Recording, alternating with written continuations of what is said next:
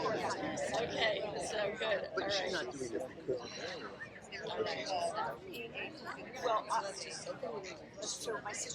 Good morning, everyone. Can you hear me okay in the back? Amanda Begley, can you hear me okay? I can. Thank you. All right. Welcome to Descanso Gardens. How many of you have never been here before? A few. Welcome, welcome.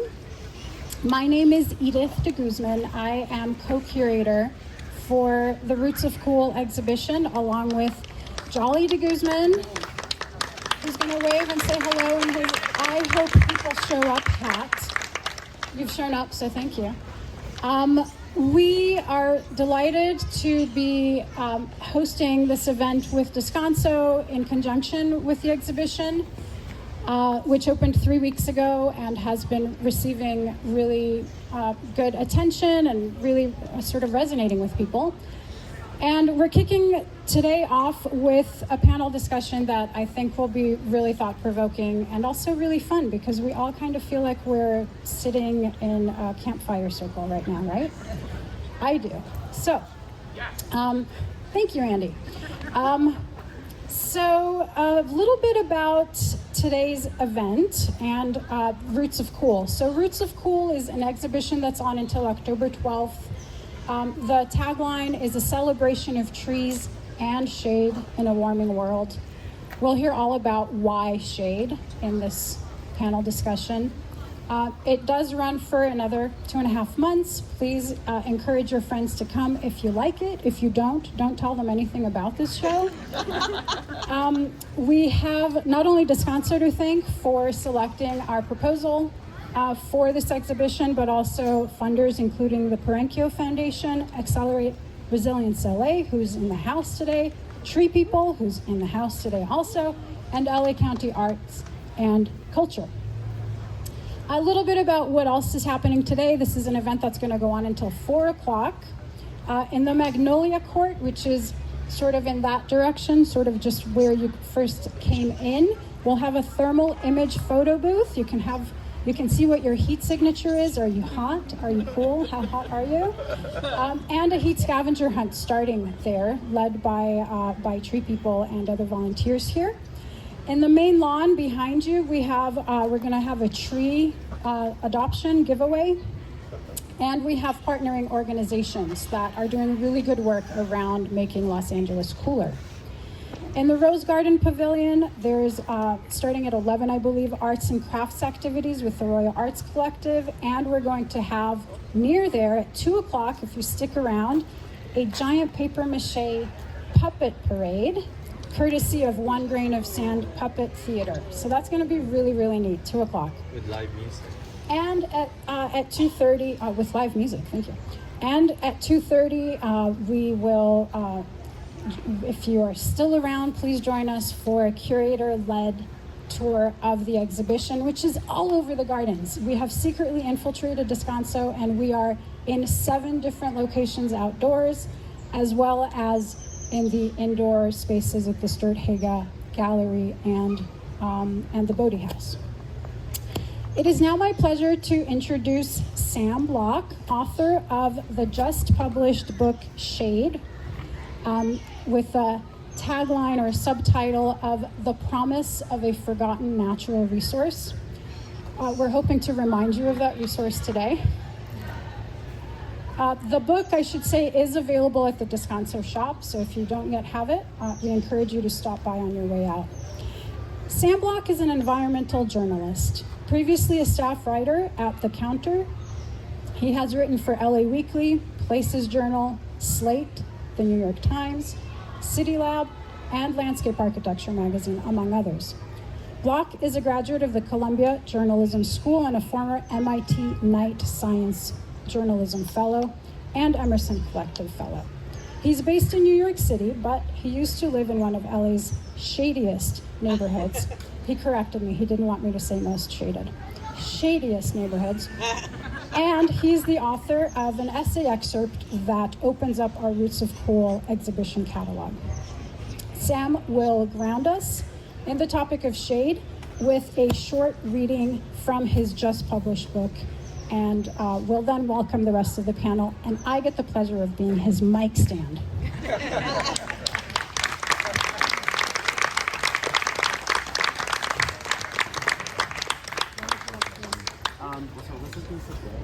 Yes. Hey everyone, thanks for coming.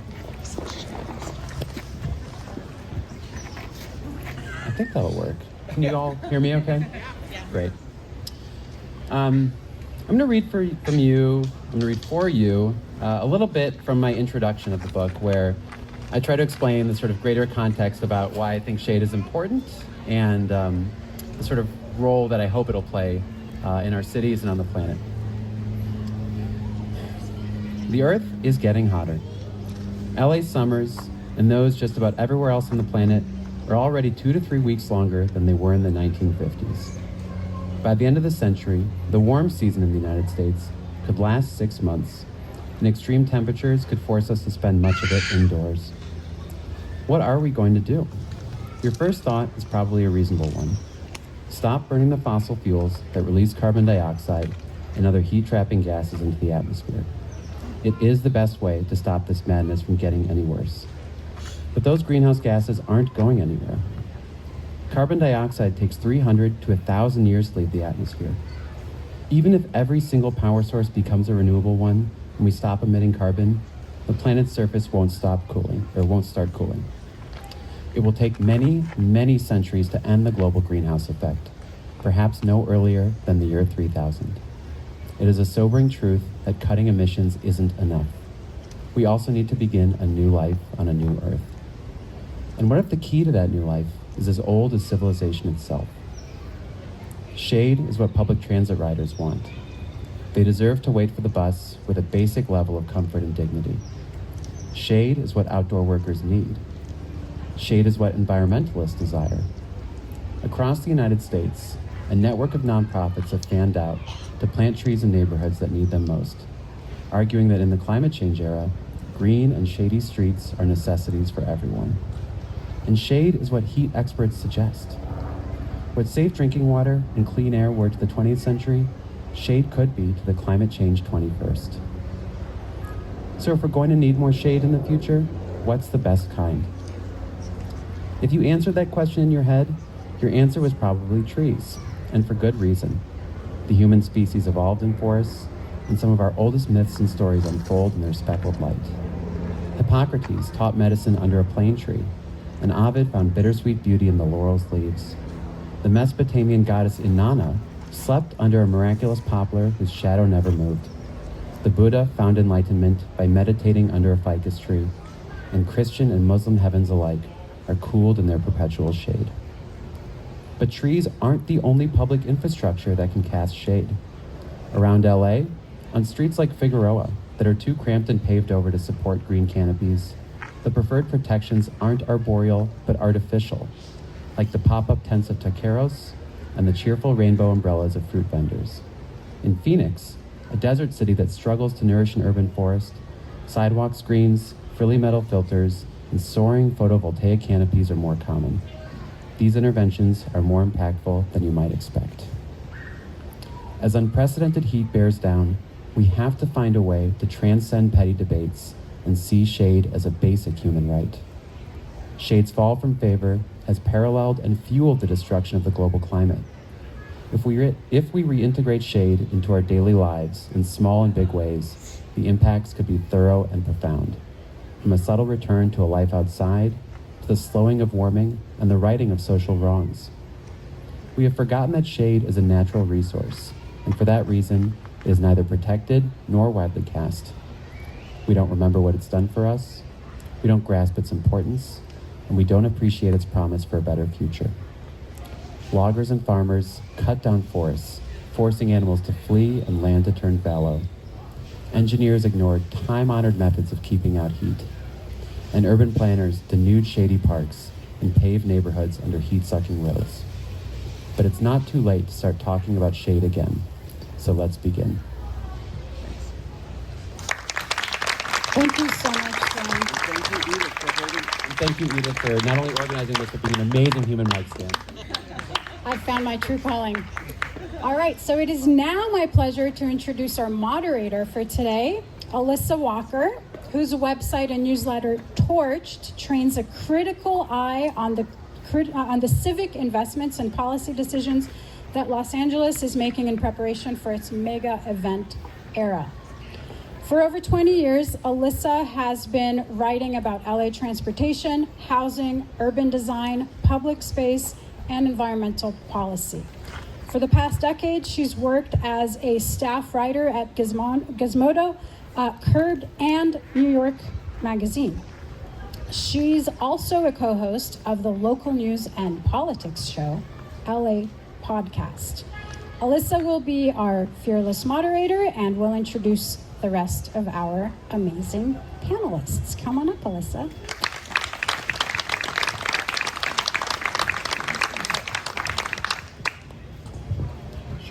All right, this is such an epic location for this panel. I could not pick a better place, and thank you to Edith and Jolly for bringing us all together. Let's bring the rest of our panelists up on stage. Come on up, guys. They all have their current titles listed, and as well as the formerly known as titles, so I think I'll read both of them.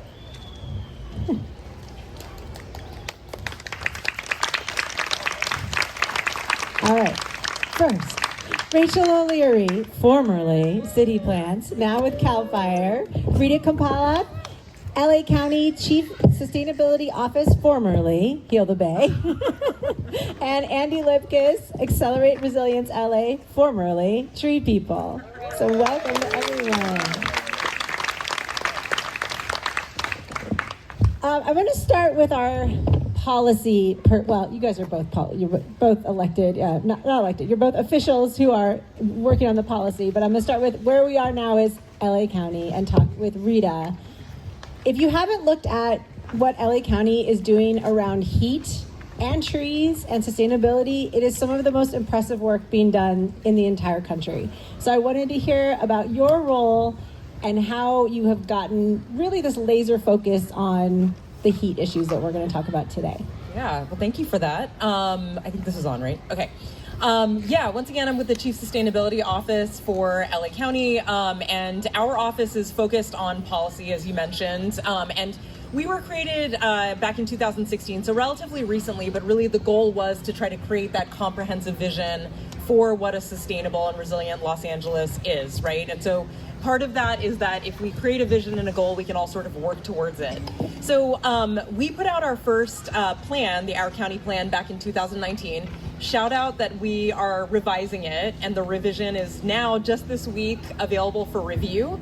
But one of the reasons for revising it, of course, is we promise to do that every 5 years or so, and it's because our goals and our priorities can change.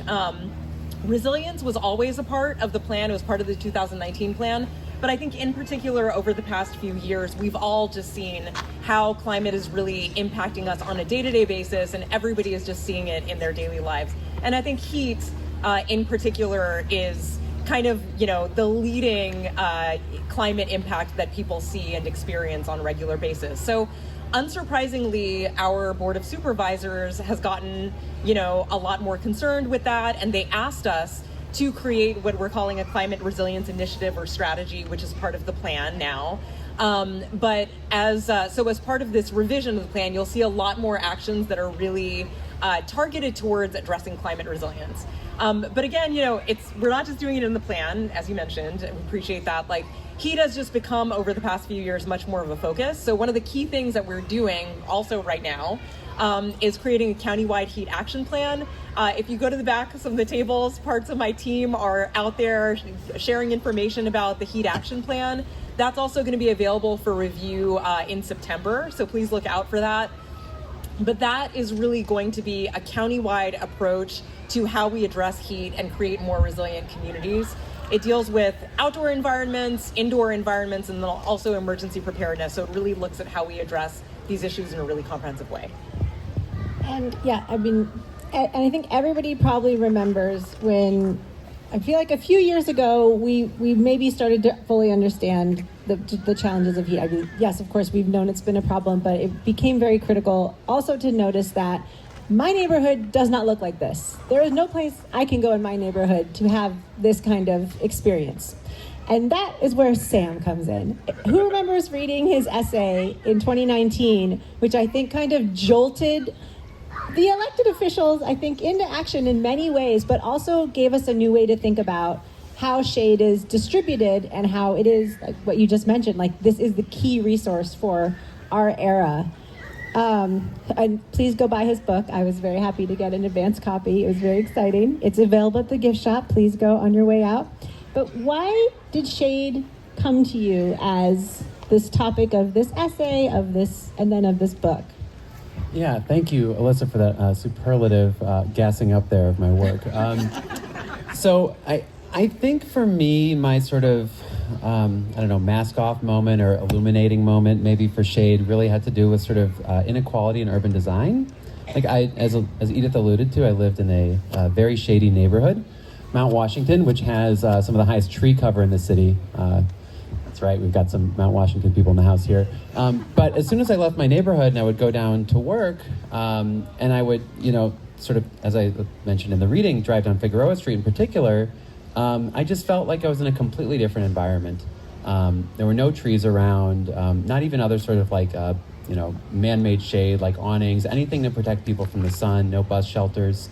And that was really striking to me from the sort of, privileged vantage point of my air-conditioned car, because I would see transit riders, bus riders in particular, trying to find just any shade they could. So you would go by that one, the I would anecdote go at the by beginning? the Tony's bus stop, Tony's Barbershop right bus there, stop yeah. on Figueroa Street, and I would see people queuing up behind, I think what is a telephone pole there, just trying to get out of the sun. And I don't know, I felt like this was, as I said in the book, undignified. It didn't seem right. It didn't seem fair. I think a lot of us sort of understand and intuit that taking the bus is good for the environment, right? When you ride public transit, you're cutting down your personal carbon footprint, which is important because transportation accounts for, 30% of GHGs in the United States? It's more in California and LA because we have such a clean grid. So, yeah. But as I started working on this essay and then this book too, like shade is not just sort of like a comfort thing. It's not just a sustainability thing, but it's also a public health thing. Some of Edith's colleagues do amazing work just trying to quantify exactly how much heat we can avoid in shade. And the number they've come up with is basically around 30% of the human heat burden can be avoided by just standing under like a massive, I'm going to get in trouble here. Is this an oak tree that we're under? Okay. Anyway, this stuff is not just beautiful, it's also keeping us safe. And that began my sort of journey to try to talk more about this, not just as a thing we like and plant in our backyards for beauty, but as something we need to really adapt to a new world. So we'll start with the trees, because I think that's the obvious, like you said, when you ask somebody what you think they should need in their neighborhood, it's trees. And we can't talk about trees without talking to Andy, who has really transformed our idea of urban forestry in LA. If you founded TreePeople as a teenager, 1973. This is one of the enduring organizations I think has radically changed the way LA looks. And, I didn't know fully how much you had done until I started. I have a newsletter, like Edith said, like tracking our improvements, heading up to mega events. And I did not know that we actually got 1 million trees in the ground before the 1984 games. And that was largely because of Andy. So I wanted to hear how that story in abbreviated version for a panel, because I know it's a very long and awesome story, and you can watch a video of it. And looking at our 3-year timeline, it began 3 years before the 84 games, and we're 3 years out from 2028. So give me a little snippet of that. What went through your mind? Well, thanks. First of all, most of us don't think of trees as air conditioners and how vital they are, especially when the power goes off. And TreePeople had just run the city's first major climate disaster relief event, which was the floods of 1980, when it rained so much that public services, emergency services were completely overwhelmed and couldn't even get into the hills because the amount of flooding and storm and mudslides overwhelmed the services. They didn't have the vehicles to get in. And TreePeople did what we do well, which is to reach out to the community and ask for volunteers. And thousands of volunteers came together, ham radio operators, people in four-wheel drive clubs who had Kill a Sierra Club or bumper stickers. These are not, they were not allies, but we all came together and had this experience of saving the city. And I began to think about all of the issues facing us. And when LA was selected to be the host of the 84 games. Well, we weren't selected. We were the only one who was one. Well, Put that in. but it came on the heels of the Global 2000 report. And the Global 2000 report was also nicknamed the Doomsday Report. It was a collection of studies from global scientists about what was happening. And it said if we don't figure out ways to cooperate and take action, we are doomed to this fate. And it was, drought, heat mortality, famine. And the media lambasted it for being the Doomsday Report. But it was well respected and written. And I said, well, digging through it, the ray of hope is how do we create global cooperation and action? And LA got named the host of the Olympics. I thought, wow, here's the time, here's the need.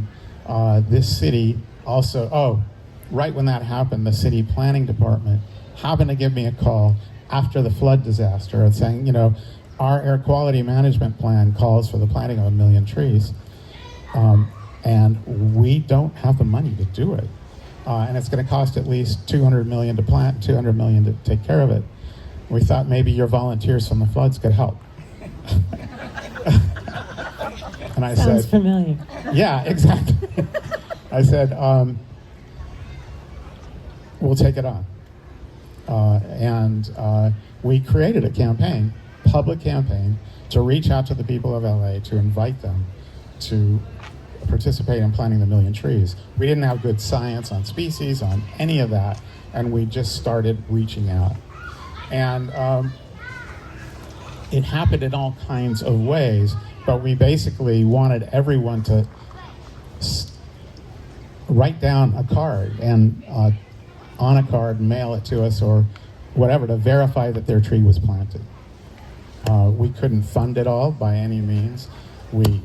McDonald's gave us a couple 100,000 trees to distribute at their stores, but it was random, and the science of cooling was not known then. So what we learned over time was that we need to be doing acupuncture, the right tree and in the right place to produce this kind of effect. These are oak trees. This is what they do, and redwoods. They're profound coolers. But most people were thinking about trees as decorations. And we had to switch it to actual infrastructure and, as I said, acupuncture needles. It took a lot without a budget to get, finally we got actually KBC to run a whole mini-series in their 6 o'clock news. We were asking everyone to write a card, and they said, that's not going to work. People don't write, can you create a tree count hotline? And so we did, and they started telling people to call it if they had planted, and we, over time, through more and more media, built it, and 4 days before the Olympics hit, we hit the 1 millionth tree. Under the wire. Yeah. And Gregory Peck and Mayor Bradley came out many times for press conferences. The U.S. Army, National Guard, transported the first 100,000 trees with a major convoy to TreePeople's National headquarters Guard to back start when it. they were doing what they were supposed to do. Exactly. And, helping with community service. So it was a major thing. But we didn't know. We told people they were going to have to maintain the trees. And we weren't able to track what was the survival rate. And we weren't being guided by good enough science at that point. And we need to do much more now. I mean, that's a perfect segue, I think, to talk to Rachel, because I think what you're talking about is a very important point. This is a huge theme in Sam's book, too, is we have to start thinking about trees as infrastructure. They're not just a nice to have amenity. They're not just for decoration, which is probably some of the motivation for, why we might have wanted trees back then. But now we know it's more of an emergency type of setting. But then we go to some place like City Plants, where you're using kind of the same model when you were working there of, we'll give you a tree, tell us that you planted it, but then we still don't quite have that acupuncture approach perhaps happening, again, due to funding. Yeah, well, I love hearing that story, Andy, and I think I'm just in awe of just how much work you did to really prove that trees are essential infrastructure, and just how amazing it is, all the work that's followed since that moment. So thank you for catalyzing that into the public sphere. Funding limitations are intense. They're from the local level all the way up to the federal level.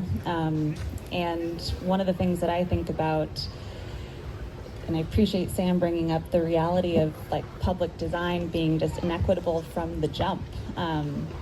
If we believe that trees, that your zip code should not define your access to tree canopy, we have to really reckon with the built environment as it exists. And in most cases, the places that need shade the most do not have the physical infrastructure to make that very possible, right? I think I see Amy Schulenberg from LA Sanitation, who's been planting trees with the city of LA for years and years and years, and I know she's had to work so hard to find ways to bring shade to communities that need it the most. And oftentimes those site conditions look like a 2-foot wide parkway. What sort of tree can you plant there that would actually produce shade that can really benefit human health? Not very many, if any, right? So then that brings us to this question of how do we make space for trees where it doesn't exist, knowing that it's a non-negotiable vital resource, and how do we get city governments, state governments, and federal governments to prioritize funding and to see trees as essential city infrastructure, not an ancillary nice-to-have component. And those are just really intense structural problems. I'm really hopeful that I see the state right now at CalFire are working on a strategic plan to increase canopy by 10% by 2035. Kind of a lofty goal that descended from on high, and canopy goals can sometimes be a motivator, which I'm hoping this will be for the state. But I'm just seeing there's a lot of opportunity for us to come together both on the local level and at the state level to really shift this, because we do know that heat is the #1 weather-related cause of death, and that's only going to become a more serious issue, especially in California. And we need more trees. Yeah. And I just want to put one little, since you are from CalFire, and add a little bit of a note, because there is a conversation right now about this issue of defensible space around homes and places that need to rebuild after the fires or rebuild safer in general.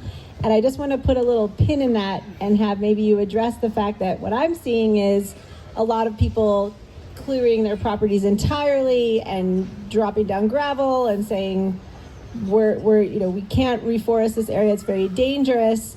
But then I hear from people who live on Christmas Tree Lane in Altadena who swear that those trees saved their properties because of what they are and how they were taken care of. So just one little pin on that for Andy to address really quickly.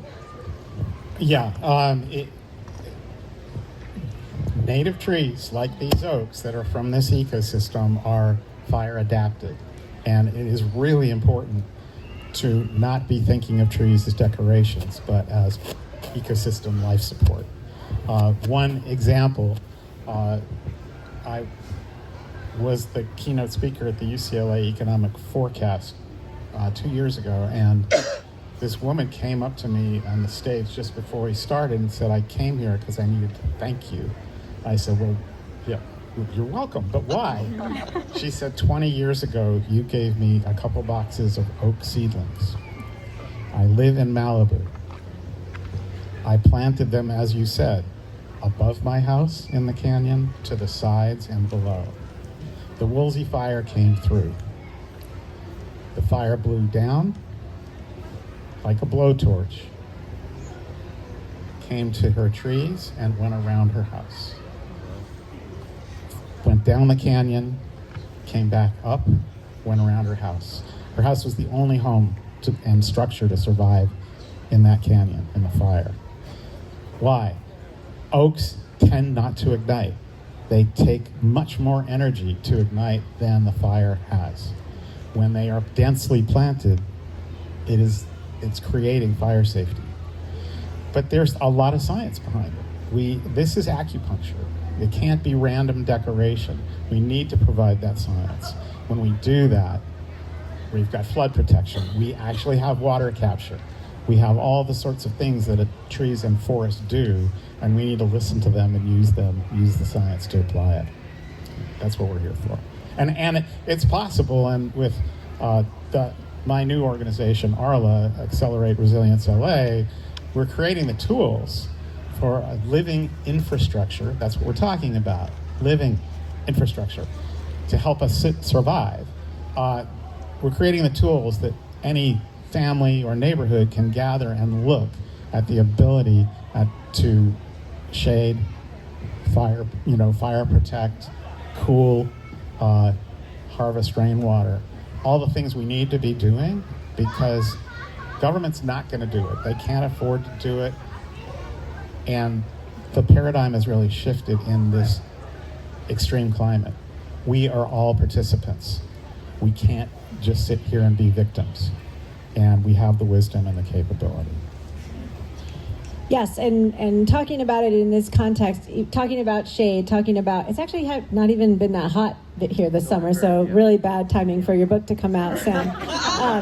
But who knows? We're probably in for a hellacious fall. But it seems like this is, in many ways, it seems like, well, we've got all these other problems. I don't need to list them all, but the recover from the families. We have immigrant families who are terrified to come out of their homes. We have a federal government that is not only defunding this work, they're calling it woke to plant trees, right? So we have, in addition to our local challenges, we have many other structural issues. But why does this shade equity challenge matter right now, and how are we connecting it to other issues? And I think Sam's book is so fascinating because it connects to policing, it connects to education, it connects to all these other issues, things that we are trying to tackle in our communities. So why is this, for you, it's kind of, I don't want to say it's like it can solve almost everything, but I think it can. I actually think it can. Well, yeah, maybe shade can solve everything. Buy my book to learn why. I mean, I think I want to talk about sort of two things here. We've been talking about and talking around heat as this public health threat. And, you don't have to die from a heat stroke. You don't have to, the fatality is tragic, but that's not the only way it affects our lives. I mean, I think we all sort of know the feeling of being stuck inside on a hot day and getting sort of stir crazy. I mean, that's the reality for a lot of people who don't have cool, comfortable public spaces in their neighborhood. And so you have physical, long-term health effects from that. You have mental health effects. Alissa alluded to even educational outcomes are worse at schools that don't have proper cooling around. All that stuff I think has been pretty well documented, and I talk about it in my book, but something I think I just want to talk about right now that you're making me think of with all the stuff that's going on with the National Guard and ICE and all this horrific stuff that I live in New York now, but just have been seeing from a distance, and it just, breaks my heart. When you have a comfortable, shady, outdoor public space, you are preserving our constitutional right to public assembly. And when you don't have anywhere where you can come together as a community to peacefully protest and to express yourself and your point of view, I mean, you're taking away democracy. So when we don't have accessible, comfortable, shady space in our neighborhood, you are not participating in public life. You are not able to resist these things that are happening. I really do believe that it's integral to just making sure that we can all still, stand up for what's right in this world.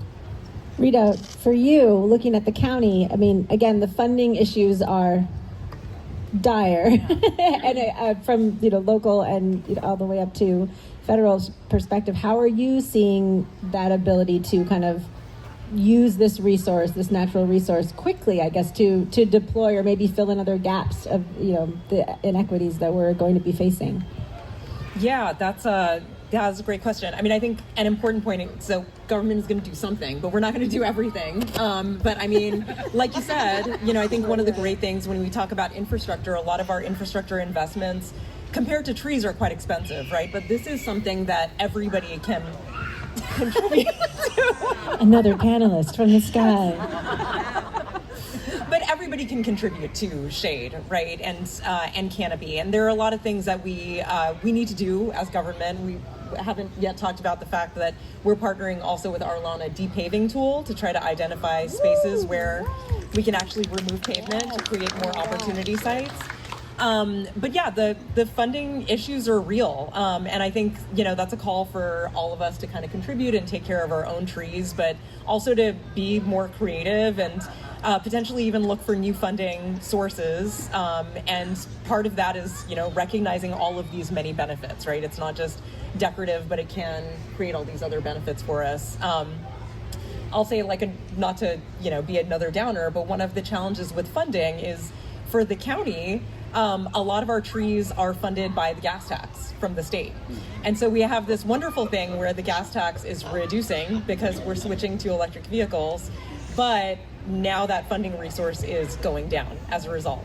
So, again, it's like, these are complicated issues, lots of trade-offs, but it's a time when we can get more creative and really pull in more people to kind of collaborate on trying to solve this.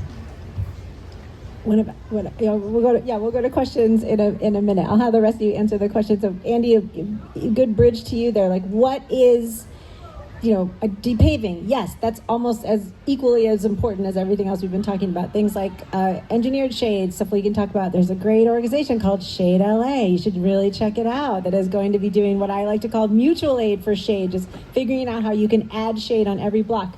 But what's for you like these big, what can we mobilize to do? Like, what are the big projects that are big and small that can quickly fill in those gaps? Well, I think it's important for everyone to know that we have a role to play.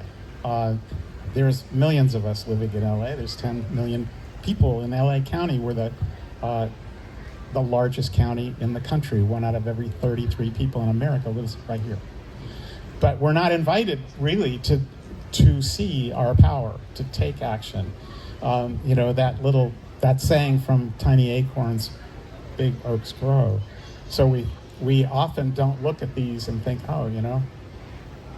we could have done this. Someone probably did this. It is also a natural oak forest, but one of the things we learned is that trees don't live in LA unless people are involved in their planting and their care. So that doesn't have to cost as much as creating a workforce that we need but can never afford. Enough people to water, protect, and create the canopy we need. I just want to check with Edith about, are the stats still holding with heat mortality in LA and where it's happening? Nothing has disproved that. So I'm going to go a little dark for a moment. Edith was deep in the research and pulling forward on what happens to communities that don't have shade in LA. And this is heavy stuff, but I'm going to say it because it should be motivating us, whether as families, as communities, as churches and synagogues and service corps. Schools. They should rise to the level of high priority to engage to make it possible, because a lot of this can be funded by people and individuals. So when Edith started doing the research, it started coming out from public health. First, we learned in Australia that during heat waves was when people died in large numbers. And then public health people started looking at LA and found that it was not equitable. People who lived in neighborhoods that had under 8% tree canopy, 5% tree canopy cover, which is much of South LA and East LA. Parts of LA have 30% tree canopy cover, like West LA, portions of the San Fernando Valley. But in these other communities, it's hot. And cite the numbers, yell them to me. You've got it, Andy. Yeah. Very large numbers of people dying on the third night and beyond of a heat wave in Los Angeles. And it was in those communities. And the difference was, well, lack of shade, and what we learned to use the term in COVID, the nice word, background issues, comortalities. If you had diabetes, if you had other chronic diseases, you were more likely to die. And that's socioeconomic, and it's geographic. And we have to realize that those are our neighbors, those are our people, and we need to vote for policy, but also realize it's not going to happen without us. And I'm hogging the mic, but I just want to say that, well, if you come back to me, I'll shut up now. There's a couple really good, hopeful stories. Yeah. Yeah, I want you to close us out here because I know you have a good one. Yeah, no, I just, yes, scary indeed. But sitting here listening to my fellow panelists and feel inspired to share this story of yesterday. I was able to visit the Salton Sea. I've been working for the last year and a half, almost 2 years, in my new position as federal grant person for CalFire's Urban and Community Forestry program. I've been working with this incredible hero, a woman named Lillian Garcia from United for Justice, Inc. She's a one-woman show, one woman in her organization she founded. And she started out as an intense and fierce community advocate, born and raised in the Salton Sea. I was there yesterday. It was 110 degrees, no shade anywhere, not a single place. There was no refuge aside from little pockets of shade from the 266 trees that she planted with a grant from CalFire. And she planted them super strategically around the neighborhood child playground for kids that her neighbors use, and around a cooling center and community center and a senior center where seniors play bingo every single night in the AC. To Sam's point earlier, it was astounding to see that I realized when I was out there that the community is not able to gather because there isn't public space with shade. And Lillian Garcia, despite all of the issues that she shared with me, which are vast, she was telling me stories about, in the Salton Sea, just the agricultural runoff and the toxins in the air. Our grant, she also was able to get funding from California Air Resources Board to install air quality monitors on the sites where we planted these trees. And she also planted a whole barrier of trees specifically as an air pollution barrier for the cooling center. Just such an incredible woman who has been fiercely fighting and advocating in her community for years and years, and has seen what she described to me as just tons of corporations and government agencies come through and take advantage of her advocacy and tokenize her. And she persists. And one of the things that I absolutely loved was seeing the tipu trees, mesquite trees. Our birds in the room might have disagreements about the species palette we chose, but we worked really hard to figure out what species could survive in some of the most insane conditions ever. Extreme heat, salinity in soil, wind. We figured out these species, we planted them, and the neighbors around the house where the playground is, this community playground that now has trees shading every playground structure, are monitoring the heck out of those trees and making sure that they are surviving. And they were planted a year ago, and they're looking pretty darn good. So I just wanted to end on that because I left yesterday feeling so inspired by the Lillians of the world, and I think all of us could be the Lillians of the world. I love that. We can take a few questions, and then I'm going to come back to you with a one-word action, send us into the world kind of thing. Andy's like, no, I have more than one word. I What? always do this. Can I tell one fast Go story? for it. Because the relationship between trees alive is so important. So Martin Luther King Jr. Boulevard, 7 miles, runs right through the heart of South LA. I grew up near it when it was Santa Barbara Avenue. A volunteer, a teacher at Dorsey High, planted some trees in her neighborhood and took it back from some crack houses by having the neighbors on the street. And then she started to dream about what she could do in a bigger way. She said, King Boulevard should be a monument to his greatness, and it's hot, it's not great. She went to the city, went to the mayor. He said, that's a great idea. It's going to take 10 years and $10 million, and we don't have it. She came to me and said, there's got to be another way. And I said, yeah, let's show what the people can do. And we put together a dream of planting all of King Boulevard in one day. And the story's too long to tell all the logistics, but we made it work. The street was divided into 22 two-block-long neighborhoods. 4,000 people were recruited as volunteers from the neighborhood and from all around LA. Showed up when it was raining. The rain stopped. We did the work. The trees were planted. And they are alive today. But the only reason they are alive today is that Jim Hardy, TreePeople's head of forestry at that point, came out every month for 10 years, mobilizing volunteers from the neighborhood to water and this weed. show is dedicated to him and Pam Gibson. That's right. Roots of Corals. I'm going to echo that in case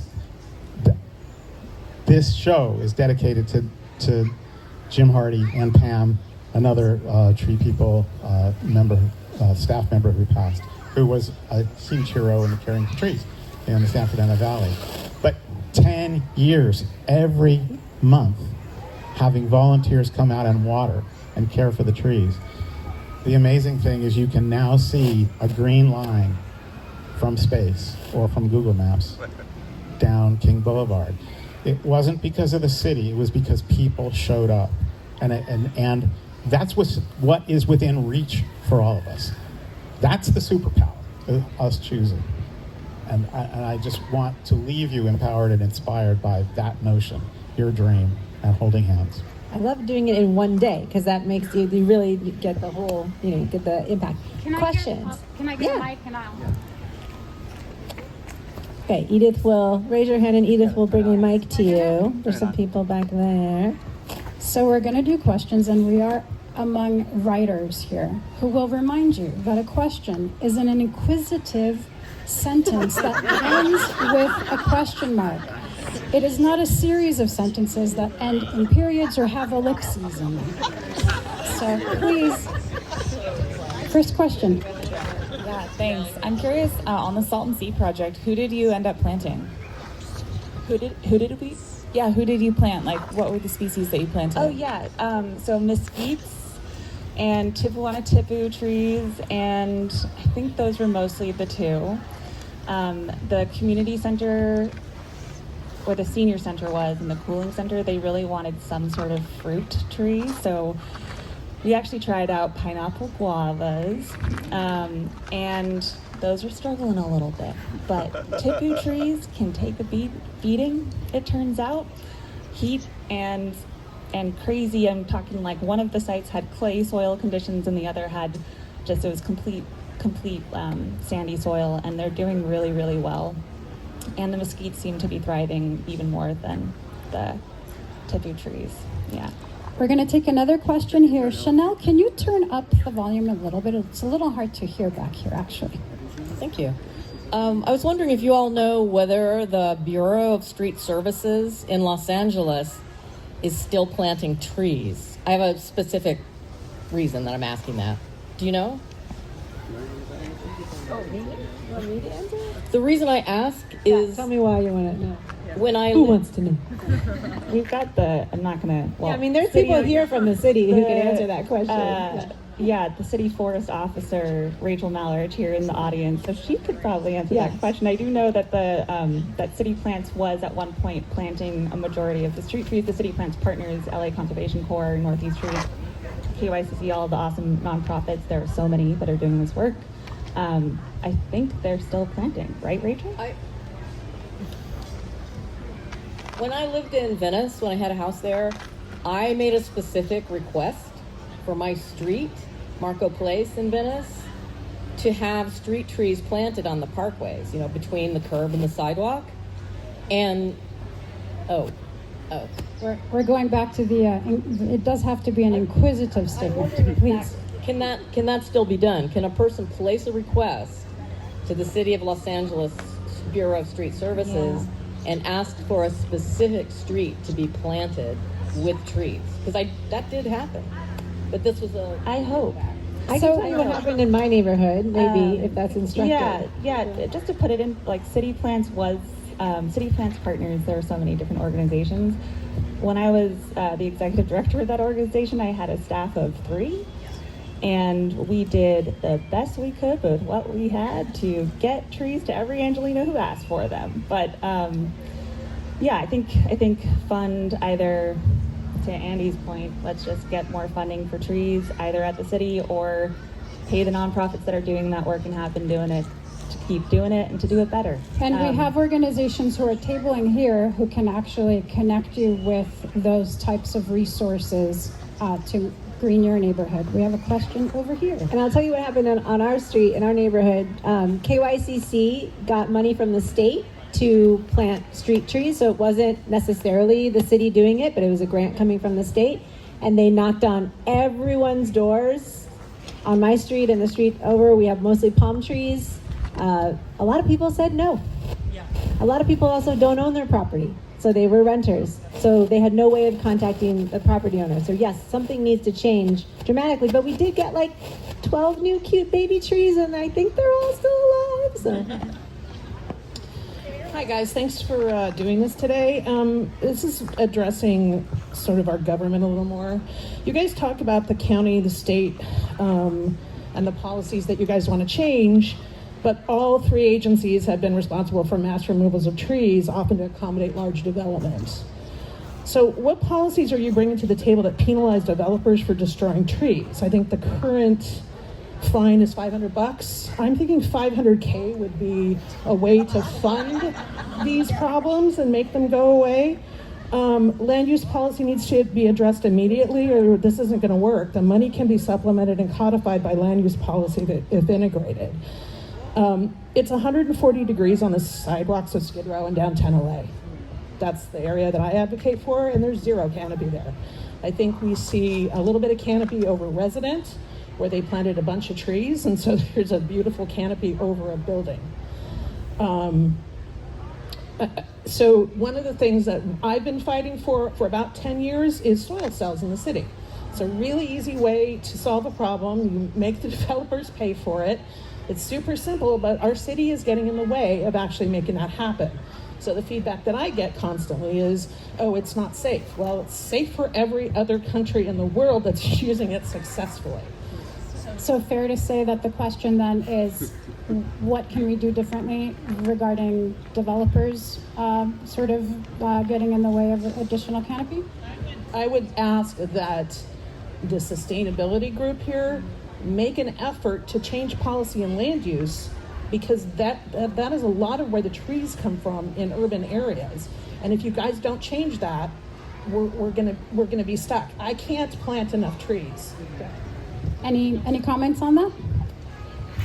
Yeah, it's challenging. I mean, there are policies in place for mitigation, and there are rules protecting some of our trees. But policy is one thing, and enforcement is another, especially in a place as big as the county. But I hear you. I mean, and I agree. I mean, and it would be great for us to have more funding and find ways to do that. Weigh in on the sustainability plan and the heat action plan. But the other thing I was going to say is we haven't really talked about, I think you talked about other shade structures. That's an important thing to think about too, especially in places where we are so overdeveloped. It's more expensive. Yeah, but I mean, in the county too, like our perspective is the whole county, and we do have desert in the county that can't also support the same amount of tree canopy. So one of the things we do want to think about is like, how can we integrate other shade structures? It costs $1 million to put one shade structure up in Skid Row. It's not sustainable. Trees are much cheaper to plant. If you can create space for them. We're going and to they're take large one enough. more question, and then I know Alissa wants to go back and have kind of a closeout. So one more question. This will be short. So my question is, you talked about the seeds, but that takes like 20 years. So when you're planting these trees on like Martin Luther King Boulevard and all of this, where are they coming from and who's paying for it? Short and sweet, thank you. In that case, they were purchased from nurseries, and we raised the money from the community because the city didn't have the money. And that is actually the point. I mean, if we don't have people demanding this, the developers are really good lobbyists, and they will kill any bill unless we, the people, override that. And that's, why TreePeople is one word is because when we separate trees and people, we get into trouble. And if we're talking about trees and policy without people saying, understanding that we need this, demanding that we need this for our health, for our water, for all the reasons we need it. If we don't have people demanding it, we're not going to have the funding. We're not going to have the care. It's only when people put pressure on their legislators that it becomes a priority and we hold them accountable for our lives. Now. Anything? No? Just to the development question. I know when I was the city of LA is really working on creating solutions to that problem. I've seen Edith and I co-founded the Urban Forest Equity Collective, and we developed a whole set of a guidebook for how to create space for trees where it doesn't already exist when the public limitations of public infrastructure are already so intense. And for me, I'm hopeful. I know folks at the city are really actively trying to solve these problems and doing it with limited resources. And the other thing I would say is come talk to me, and I would love to talk to you about how we might at the state be able to add some of your recommendations into the strategic plan that we're about to release. It's due before the legislature in June 2026. And we're open to hearing those ideas and actually really desperately need them. So yeah, open communication channel. We're here to listen. So let's quickly, thank you for your questions. Let's send us out into the world with, maybe it's an idea that you just want to share with everybody. Maybe it's like a call to action. Maybe it's a way of, you've even thought differently about shade during the course of this conversation. Let's start with Sam. I love what my fellow panelists are saying about advocating. I just think it's so important. Everyone's been talking about the scarcity of funding. I hate to say it. I think that's a choice. We fund other things in this city and in this county, in this region. We prioritize other things in this region. It doesn't have to be that way. And I think if you advocate for smart policies, if you advocate at City Hall, if you organize with your community, with your neighbors, with people who aren't your community and who aren't your neighbors, there can be a real constituency for trees and shade. We're going to need more of it, and we're going to need to fight for it. I love that. Organize. Something that occurs to me is that oftentimes the people who have the time to organize are the folks who might not be feeling the frontline burden of some of these issues. So yes, organize. We need especially people who have the privilege to be able to use their time to do that, especially to be doing that. I think I'm gonna, well, I asked my mom this question this morning, like what's one thing we can all do? And I'm gonna keep it with what she said, which is plant seeds every day, metaphorical seeds and physical seeds, plant some seeds every day. And I think just looking at Lillian and her community, I was able to really just sit back and witness the power of how creating shade and actually creates community in the act of creating that shade. And yeah, that is what I'm gonna be carrying forward. Just hold on to that community. Those are hard ones to follow. I don't have too much to add to that. Again, I mean, advocate, like plug in where you can into like all these big plans that we're creating. Make sure that trees and these like values are really uplifted in all of them. I think one thing that you said kind of stuck with me too, which we found is not everybody understands the value of trees, or they see them as a burden, whether it's they're afraid that they're going to be burdened with the cost of watering or the upkeep or like the maintenance or whatever. So I think talking to people and supporting them in your neighborhood where you can is also really helpful, and talk to your friends about all the benefits of the trees as well. So it's up to us. The developers are well funded, they have lobbyists. We have the rights. We just have to show up in numbers. You've got to take a risk. It can be embarrassing to be a tree person, to say you care. But embarrassment versus heat stroke, it weighs out. You have power. The opposition wants us to believe that we don't have power. And, from tiny acorns, big oaks grow, and that happens with every human who engages, who reaches out to their neighbors. If roots don't reach out, the trees can't sustain themselves. Our communities of humans, friends, neighbors we might not get along with, those are our roots. That's our stability. The change isn't going to happen without us. That's good news. It's hard news. But go forth and pollinate and plant and water and dream and share the dreams. And thank you, everybody, for being here. Look at all of it.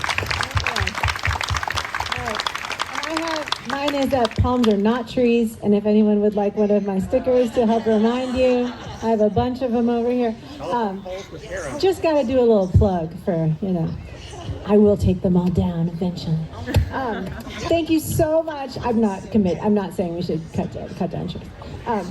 Just the palms. It's not a tree. Thank you so much to Edith and Jolly for bringing us together. Thank you to Descanso Gardens. Thank you to all of you. This is really, I know it's what I needed to hear today. So I hope everybody feels the same way. And enjoy the rest of the day. Thank you so much.